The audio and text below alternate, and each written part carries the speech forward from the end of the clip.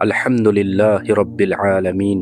আমরা প্রতিদিন সকালে ঘুম থেকে উঠি, ব্যস্ত পৃথিবীতে ছোটাছুটি করি, আপনজনদের সাথে হাসি কান্নায় মেতে উঠি।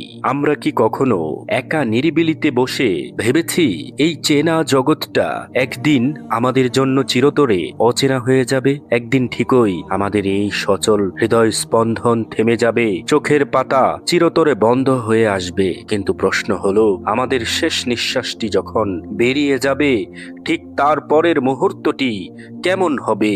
যখন এই দুনিয়ার মায়া কাটিয়ে আমরা এক অজানা জগতের পথে যাত্রা শুরু করব, তখন আমাদের প্রথম অভিজ্ঞতা কেমন হবে?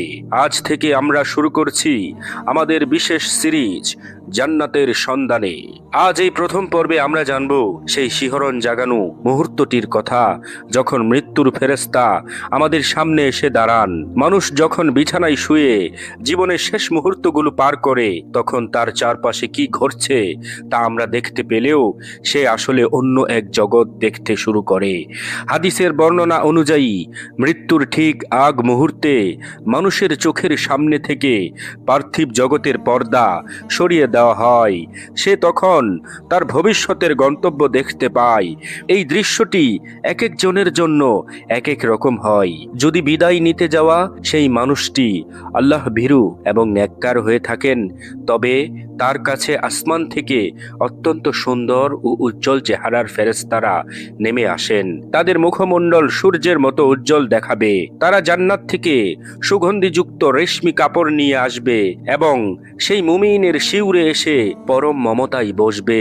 মৃত্যুর ফেরেশতা তখন অত্যন্ত কোমল স্বরে বলবে, হে প্রশান্ত আত্মা, বেরিয়ে এসো তোমার রবের ক্ষমা ও পরম সন্তুষ্টির দিকে। একজন মুমিনের আত্মা তার দেহ থেকে ঠিক সেভাবেই আলতো করে বেরিয়ে আসে, যেভাবে একটি পানির পাত্র থেকে ফোঁটা ফোঁটা পানি গড়িয়ে পড়ে। তার মধ্যে কোনো ছটফটানি থাকে না কোনো মৃত্যু যন্ত্রণা। পরিবর্তে এক স্বর্গীয় সুবাসে চারপাশ ভরে ওঠে।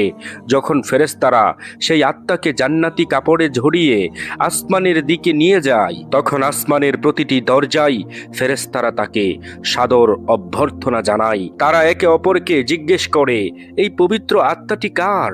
তখন তার নাম ধরে অত্যন্ত সম্মানের সাথে পরিচয় দেওয়া হয়। সুবহানাল্লাহ। কিন্তু এর উল্টো চিত্রটি বড়ই ভয়াবহ। যারা সারা জীবন মহান আল্লাহকে ভুলে পাপাচার আর দুনিয়ার মোহে মত্ত ছিল, তাদের মৃত্যুর সময়টা হয় চরম আতঙ্কের। তাদের সামনে এমন সব ফেরেশতা আসে যাদের চেহারা হয় অন্ধকার এবং ভয়াবহ। তারা জাহান্নাম থেকে অত্যন্ত দুর্গন্ধযুক্ত চট বা মোটা কাপড় নিয়ে আসে। মৃত্যুর ফেরেশতা তখন কঠোর স্বরে ধমক দিয়ে বলেন, হে পাপিষ্ঠ আত্মা, বেরিয়ে আয় তোর রবের শাস্তির দিকে।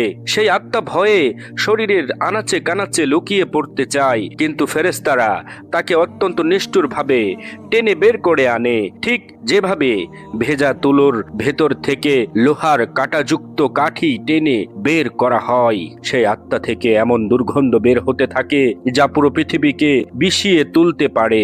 যখন তাকে আসমানের দিকে নেওয়া হয়, তখন আসমানের দরজাগুলো তার জন্য বন্ধ করে দেওয়া হয়। সে কোনো অভ্যর্থনা পায় না, বরং ধিক্কার দিয়ে তাকে পুনরায় পৃথিবীতে নিক্ষেপ করা হয়। আসলে আমাদের সেই বিদায়ের মুহূর্তটি কেমন হবে তা সম্পূর্ণ নির্ভর করছে আজ আমরা কিভাবে আমাদের জীবন কাটাচ্ছি তার উপর।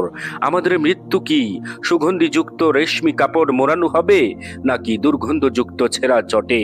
আজই সময় নিজেকে একবার প্রশ্ন করার, আজই সময় সেই পরম সত্যের জন্য প্রস্তুতি নেওয়ার। আগামী পর্বে আমরা জানব কবরের সেই প্রথম রাত এবং একাকিত্বের জগতের কথা। আমাদের এই সফরের প্রতিটি ধাপ জানতে সাথেই থাকুন। ভিডিওটি ভালো লাগলে একটি লাইক দিন এবং আপনার বন্ধুদের সাথে শেয়ার করুন। এই ধরনের আরও ভিডিও পেতে আমাদের চ্যানেলটি সাবস্ক্রাইব করে বেল আইকনটি ক্লিক করে রাখুন। দেখা হবে পরবর্তী ভিডিওতে। ততক্ষণ পর্যন্ত আল্লাহ রাব্বুল আলামিন আপনাদের সকলকে ভালো রাখুক, সুস্থ রাখুক। আল্লাহ হাফেজ।